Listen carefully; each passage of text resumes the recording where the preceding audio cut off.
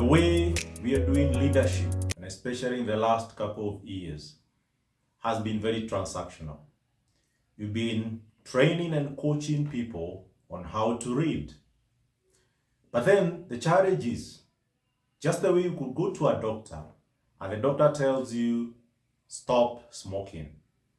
But after that appointment, the doctor just goes to the balcony and get their puff.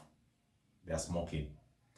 Meaning that as much as they know that smoking is not good, it's not healthy, but that knowledge has not gone to the level of personal convictions to transform them so that they live the reality of the truth that they know.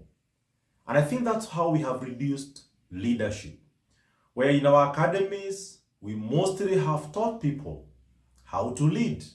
So you have a checklist of items of what makes a good leader, and therefore you can just religiously follow that, more of a checklist, but within you there's no inner convictions about the same thing. Now this is the power of what you call being, because I tend to believe that we should focus more of coaching leaders on becoming leaders, not doing leadership. You don't do leadership. You become a reader, and by default of becoming a reader, you will lead. But when it becomes a transaction, what happens is that people will just follow a routine, a checklist of how a reader communicates, how a reader delegates, how a reader visions, how a reader influences, and that just becomes a checklist.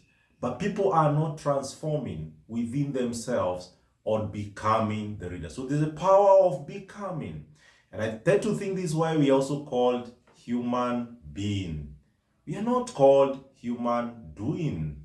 We are human being. The becoming is of more important, because when you become, you commensurately have responsibility of that version of you that has been transformed.